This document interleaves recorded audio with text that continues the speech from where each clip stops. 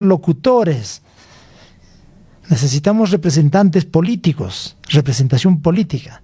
Estamos ausentes en todo eso. ¿Quién o quiénes han planteado esos pedidos, esos planteamientos ante el Congreso de la República? Toda una comitiva no pudo ser mejor de que se presente en el Congreso de la República y pida haber un diálogo de repente con todos los congresistas, las bancadas o los grupos parlamentarios de cada región.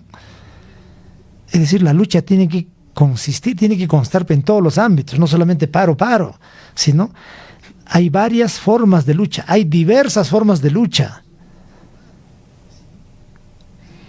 Por ejemplo, lucha diplomática. En ese ámbito hay que hacer, no hemos hecho absolutamente nada. Llegar a consensos, llegar a puntos de acuerdo, de una u otra manera. Nada, pues. Entonces, esas cosas se tienen que replantear. Por eso, escúchenlo, quienes no han podido captar la primera parte del programa, escúchenlo, ahí está, lo hemos planteado claramente. ¿Qué podemos hacer? ¿Qué debió hacerse? ¿Y qué pudo hacer? ¿O qué debe hacerse todavía aún de repente? Aunque tardío, pero ¿puede hacerse algunas cosas? Claro que sí. Aunque ya tardío. ¿Puede rectificarse? ¿Puede corregirse alguna cosa? Claro que sí. Así que no todo es cuestión de autoconvocatoria. Eso tiene de repente su justificación en una etapa, pero después ya no. Se ha agotado. Requiere otras formas de lucha que requería complementarse, conjuncionarse, ¿no? Ya lo dijimos, los problemas políticos necesitan de soluciones políticas, pero para llegar a la solución política necesita llegar pues a acuerdos políticos. ¿Con quiénes? Tenemos que llegar a un acuerdo político con la derecha, pues. ¿Con quién más vamos a llegar? ¿Quién detenta el poder en este momento? Es la derecha. Los grupos de poder, los que están en el Congreso, la ultraderecha, con ellos. Al final tiene que haber un acuerdo político. Nos guste o no nos guste, tiene que haber una salida política, precisamente conversando, dialogando con ellos. No hay otra. ¿Con quién más vamos a ver? ¿Con el diablo? ¿O con quién? ¿Con un extraterrestre? ¿Con quién?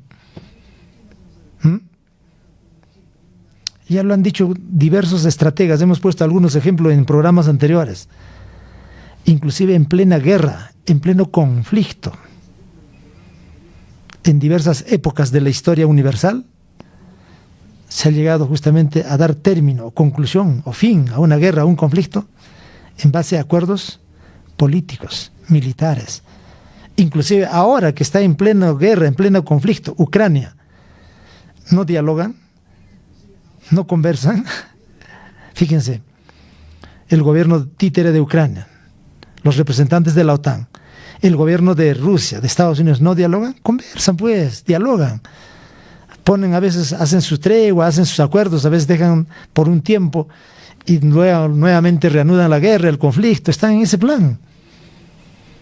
Así que dejemos la ceguera política, dejemos del capricho, la terquedad de ambos lados, seamos más objetivos, realistas, no nos empecinemos en este tipo de posturas, replantemos las cosas, reorientemos las cosas.